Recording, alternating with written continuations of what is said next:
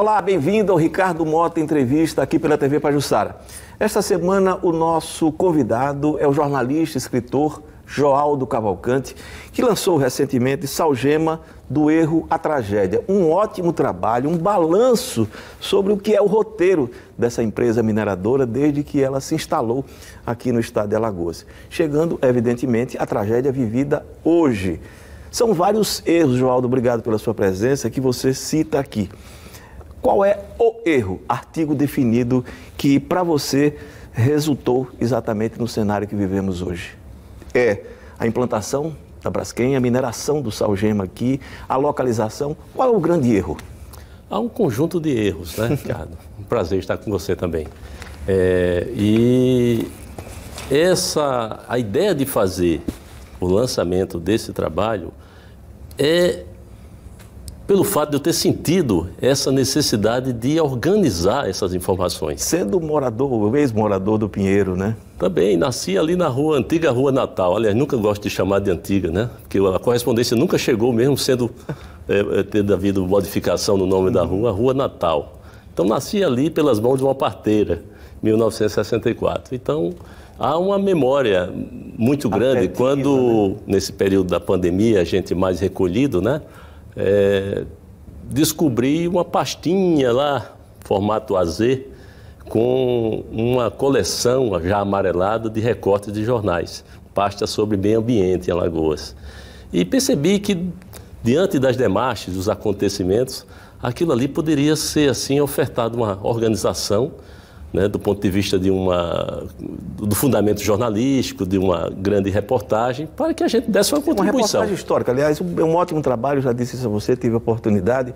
E você conta, né? Como eu disse, é um roteiro de erros, de equívocos, mas eu volto a insistir. Qual foi o erro primário, aquele que gerou esse monstro que temos hoje? Lá no Nascedouro, eu acredito que ali, né, na década de 1970, quando já tinha superado casualmente a história da descoberta, da busca pelo petróleo, e na ponta da sonda veio cristais de sal. Acho que a partir dali, com a compra daquele terreno enorme ali na região do Mutange, já se especulava naturalmente uma grande operação industrial numa área já de expansão urbana. Mesmo a Maceió surgindo no seu desenvolvimento, na sua expansão. Então, eu acho que ali, com a força da verticalização do poder, de impor a ditadura, um modelo ali, foi autoritarismo, que estabeleceu, né? Exatamente, impor a empresa, né, nessa triangulação Mutange, Restinga do Pontal da Barra e, posteriormente, o polo lá no Tabuleiro Marechal Deodoro. Mas ali eu acho que foi o grande erro. E até me perguntaram, e aí você não concentra uma culpa? Eu digo, não, há um condomínio, né? Porque da esfera federal, passando pela estadual e até a municipal, houve uma sucessão de erros, de desleixos, de omissões, de concordâncias que não deveriam ter acontecido, porque você vai conversar com as pessoas que entendem mais, os urbanistas, os planejadores, você verifica que não era possível, naquele momento, não se perceber as potencialidades, por exemplo, do sul de Maceió, né? E jogar ali viabilizou-se, né, o crescimento da cidade para ali, né? Exatamente, a expansão desse urbano, que a gente hoje chama do desenvolvimento sustentável, mais do que nunca se buscando um desenvolvimento sustentável, é exatamente para o sul. O que aconteceu para o norte foi mais um puxadinho, até pela formação urbana mais apertada. Aqui estava se construindo uma série de empreendimentos, já existiam alguns, Hotel Beira-Mar, Lux Hotel, quer dizer, a possibilidade de aqui se tornar um grande eixo de desenvolvimento do turismo de Alagoas a partir de Maceió era muito grande, né? Indo para o santuário, para o encontro das águas, para as nossas lagoas. Mas, enfim, colocaram uma indústria de primeira geração, porque a sua matéria-prima estava exatamente no quintal, a 8 quilômetros. E aí as coisas foram se sucedendo, as pressões na mesma proporção, e chegamos a essa situação. E a questão ambiental, ela não tinha a força que tem hoje, é bem verdade, né? Mas se a gente avalia a localização da indústria, da Braskem, da unidade, né, industrial, enfim, aquilo é um escândalo, né? Mesmo à época, porque, enfim, o risco de acidentes numa indústria química já eram conhecidos no mundo todo, esses riscos. E ainda assim se insistiu em colocar a indústria ali.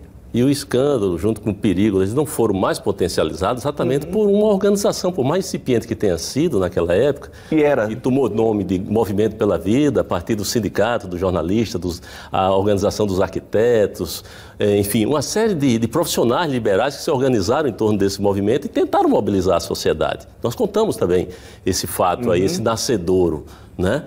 Mas, se não, nós teríamos talvez uma Cubatão, porque depois da Salgema, vinha a ideia do tequial, que chegou a ser, o licenciamento ser discutido numa reunião do Conselho Estadual de Proteção Ambiental, e avançado. Quer dizer, o tequial representava 32 milhões de litros, né? 32 mil metros cúbicos. Isso em que ano? Isso na década de 80, 1984, 85, essa discussão já estava sendo travada. 87 foi a reunião, né? Você lembra aqui no seu livro, inclusive, né? 87 foi a reunião em que aconteceu a aprovação da duplicação da Salgema. Né? E aí, na duplicação da Salgema, por mais que digam, não, a questão do subsolo é uma questão federal, da Agência Nacional de Mineração. Só que quando as autoridades do Estado concordaram e aprovaram a duplicação da Salgema, é como se automaticamente estivesse dando uma ordem ao campo de mineração para acelerar a extração. É porque tinha aprovação ambiental. Então já havia, né, a necessidade de um aval dos órgãos ambientais locais, né? Exatamente. Independentemente de qualquer coisa, né? Então estava entrelaçado, esse nível de responsabilidade já era dividida pelas esferas de poder distintas, né? Então, só para ter ideia, a Salgema começou a receber diariamente algo em torno de 350 metros cúbicos por hora de salmoura, extraídos do Mutange, daquela região. A gente chegou a quantificar até, conversando com muitos ex-funcionários da antiga Salgema, aposentados, que nos deram informações muito curiosas e reveladoras, era como se nós estivéssemos enfileirando 420 caminhões-tanque entre a Mutange todo dia em direção à Salgema. É algo de uma dimensão muito grande, né? A extração e aquilo seguindo pelo salmoduto, que ainda existe, a canalização. Você registra que o primeiro acidente, né, aqui no estado de Alagoas, pelo menos na sua pesquisa, isso você aponta, aconteceu em setembro de 1976, ou seja, antes da inauguração da própria Salgema. Do início da operação. Já havia acidente, como também aconteceu recentemente um acidente, ainda já com agora a Braskem paralisada. Né? Um funcionário sofreu sérias queimaduras no corpo, precisou até ser removido para São Paulo, depois de ser atendido aqui numa situação grave.